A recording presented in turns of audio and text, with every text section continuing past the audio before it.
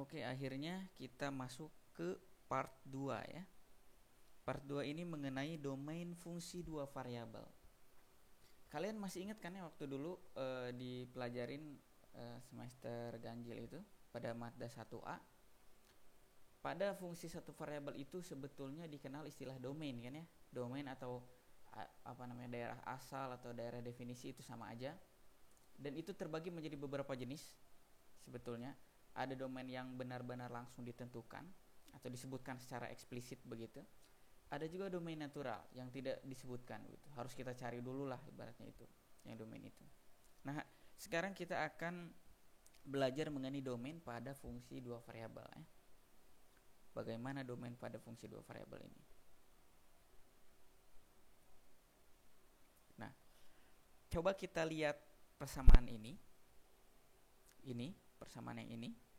Kalian udah tahu kan ya, kalau kalian udah belajar di video part 1 harusnya kalian tahu ini adalah fungsi apa?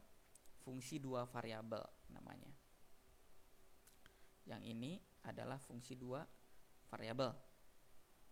Kenapa? Karena ada x, y-nya. Nih, x, y-nya petunjuknya itu terus. Di sini tuh x, y. Ini si z-nya itu kan. Ini x-nya, ini y-nya gitu. Nah, inilah namanya fungsi dua variabel. Ini udah di part 1 lah, ya.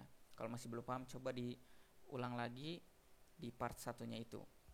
Nah, di sini udah ditentukan nih, domainnya itu adalah yang ini. Domain itu adalah semua elemen bilangan real kuadrat nih. Dengan x-nya itu dari min 2 sampai dengan 2. Nah, untuk y-nya itu dari min 2 sampai dengan 2. Maksudnya apa sebetulnya? Domain itu daerah asal. Jadi semua fungsi yang di sini, nah, semua yang di sini nih, yang fungsi ini, nilai daerah asalnya itu hanya boleh berkisar dari y-nya itu dari min 2 sampai dengan 2, dan x-nya itu berasal dari min 2 sampai dengan 2 juga sama. Begitu sebetulnya. Itulah domain fungsi. Nah, ini namanya sebetulnya domain fungsi yang diberikan secara langsung. Nanti coba kalian belajar di modul ya. Jadi ada dua, domain yang diberikan secara langsung sama domain natural. Nah, inilah domain yang diberikan secara langsung. Jadi kita udah tahu domainnya itu berapa, yaitu domainnya adalah ini gitu. Inilah ada domain secara langsung. Kalau kita lihat di gambar ya, kita misalkan domainnya itu adalah yang x-nya itu min 2 sampai dengan 2. Ini kan banyak sekali kombinasinya. Bisa aja x-nya min 2 tapi y-nya 2. Kita substitusi misalkan x-nya itu min 2, yang ini y-nya 2, kita substitusi ke sini. Nanti akan dapat nilai z-nya berapa gitu ya. Nah, kalau kita semua yang ini tuh kombinasinya kita gambar, itu akan menjadi gambar yang merah ini nih. Nah, ini nih. Nah, gambar yang ini tuh sebetulnya dari fungsi ini nih. Nah, dengan domain dari si ini. Nah, gitulah ya. Paham ya? Kalau kita lihat si domain pada dulu kan kita tahu ya pada fungsi satu variabel, dan sebelumnya di part 1 juga kita udah lihat. Jadi si y itu kan bergantung terhadap nilai x ya. Nah, berarti si domainnya itu pasti si sumbu x kan. Semua angka di sepanjang sumbu x itu adalah domain pada fungsi satu variabel sebetulnya. Asalkan si x itu akan menghasilkan nilai y yang terdefinisi. Nah, itulah domain pada satu variabel. Jadi semua sumbu x. Nah, kalau di sini di dua variabel itu adalah tadi apa? Fungsi di part 1 kita udah belajar. Fungsi variabel bebas, fungsi dua variabel. Untuk variabel bebasnya itu adalah x sama y kan. Nah, makanya di sini kita tahu nih, ini kan ada sumbu x nih. Ini sumbu x nih di gambar ini. Kita lihat. Ini sumbu y. Nah, untuk domain pada fungsi dua variabel itu adalah semua titik pada sumbu x sebetulnya dan sumbu y. Nah, semua asalkan dia terdefinisi. Itu kalau di domain natural, nanti kita pelajari ya. Kalau di sini berarti yang bagian ini, yang bagian saya kuningin ini nih. Nah, kenapa bagian ini aja? Karena udah ditentukan. Pengennya dia domainnya adalah si ini gitu. Nah, jadi x, y-nya berapa yang ini akan menentukan z berapa di mana gitu, lokasinya gitu ya, z-nya sebelah mana, sehingga akan membentuk gambar ini. Inilah penjelasan singkat mengenai domain yang diberikan secara langsung ya. Lalu bagaimana dengan domain natural? Nah, domain natural itu nggak dikasih tahu. Kalau ini kan dikasih tahu nih, yang ini nih dikasih tahu domainnya itu sekian gitu ya. Nah, kalau domain natural itu enggak. Nah, kita lihat ya. Nah, misalkan kita punya persamaan ini gitu. Fx, y sama dengan akar 4 min x kuadrat min y kuadrat. Nah, dalam domain natural, ini jenisnya domain natural ya, karena dia nggak dikasih tahu secara eksplisit. Kalau dikasih tahu itu berarti domain yang sudah ditentukan secara langsung. Nah, ini nggak dikasih tahu, berarti dia domain domain natural. Kita lihat ya domain natural itu kayak gimana. Untuk domain natural itu dia semua x, y ini, semua x, y yang di sini sebetulnya, semua bilangan real di x, y. Asalkan setiap nilai itu akan membuat nilai fx, y yang ini itu akan terdefinisi. Nah, gitu ya.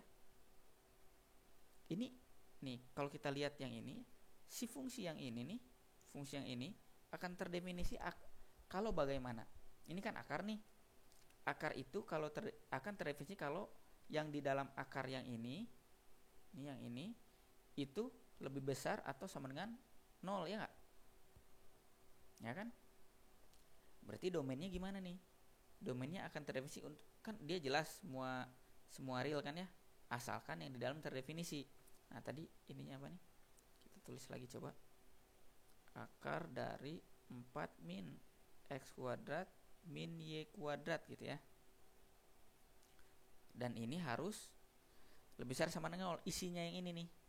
Nah, kita lanjutin nih. Nah, berarti si 4 min x kuadrat min y kuadrat harus lebih besar daripada 0. Kenapa? Karena dia di dalam akar. Gitu kan ya? Lalu gimana nih lanjutannya? Ya, sama aja sebetulnya. Tinggal dipindah-pindahkan aja ya. Nah, yang ini kan bisa pindah ke sini nih biar positif. Ini juga pindah ke sini kan. Dia kan akan menjadi nanti 4 sebelah sini lebih besar sama dengan x kuadrat ditambah gitu ya y kuadrat, akan menjadi begini. Ya udah, berarti ini domainnya itu. Berarti penulisan domainnya gimana nih? Penulisan domainnya tinggal gini nih. Tinggal kita buat aja domainnya, nanti bisa cara penulisannya lihat di modul juga ada sebetulnya. Kan untuk fungsi, untuk domain dari fungsi begitu sama dengan gitu ya.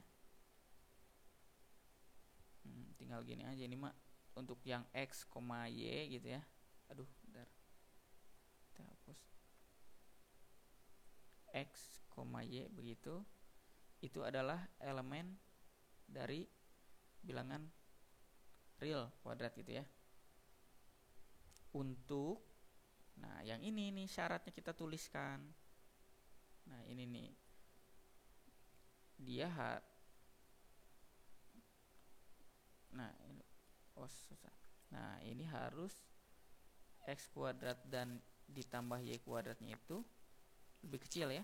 Ini kan kalau kita konversi jadi x kuadrat plus y kuadrat min sama dengan lebih kecil sama dengan 4 gitu ya. Sama aja kan ini antara yang ini nih dengan yang ini sama sebetulnya. Kita buat yang ini di sini nih, harus lebih kecil sama dengan 4. Udah aja kita tutup lagi. Aduh.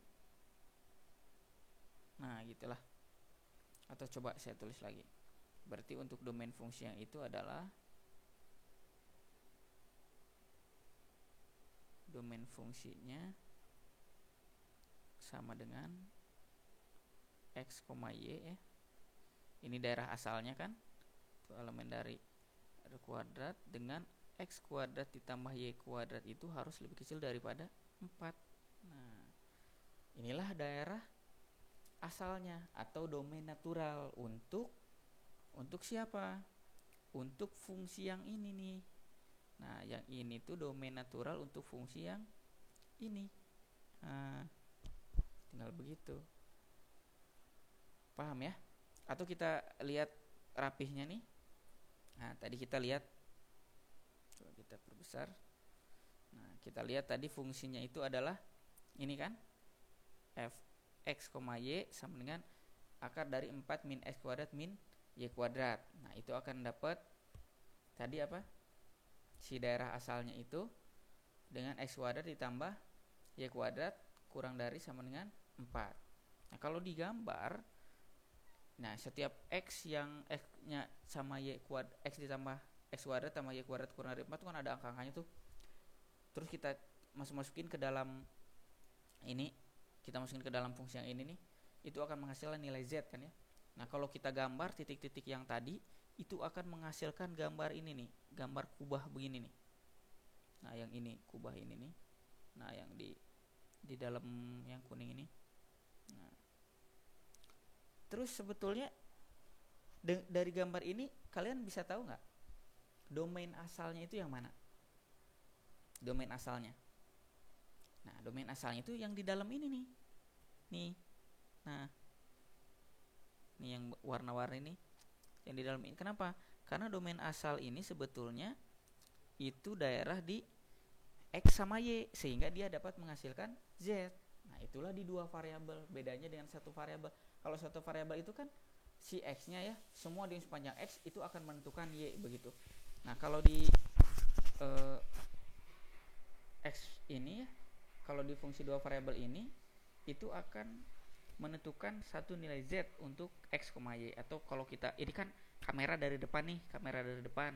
Nah, kalau ini kamera dari atas nih, yang ini nih sebetulnya. Ini akan menentukan nilai z nih, yang titik-titik ini di apa? Titik ini nih. Nah, di yang merah ini sehingga membentuk kubah. Nah, itulah fungsi dua variabel begitu.